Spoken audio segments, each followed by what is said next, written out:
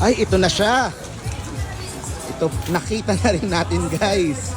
Sikat na sikat ngayon. Oh. Diwata of the South daw. Si Ice Cream Girl o si Crepe Girl.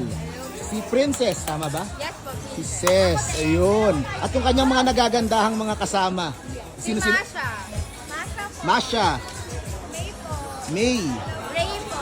Ray, ayun. Anong tawag sa inyo? Power Prep Girl. Power Crepe Girls. Ang cute-cute naman. O hindi, dahil kasi tuwang-tuwa kami pag nakita namin sa mga vlog. Kaya order kami guys. Tapos, bibigyan ko din siya ng regalo. Ito, yan.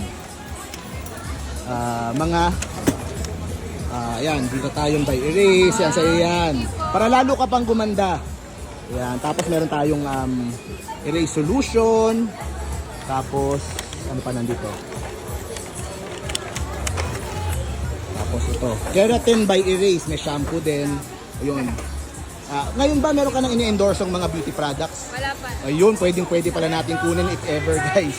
So try natin. So pero I'm sure kasi dahil sobrang trending ngayon, I'm sure malayo mararating nito. So maganda ngayon pa lang nabisita na natin at para matikman na din natin yung kanilang nagte-trending na crepe. Diba? So yan. So ito po yung yan. Thank you very much po. At yan, tikman natin yung kanilang crepe ngayon.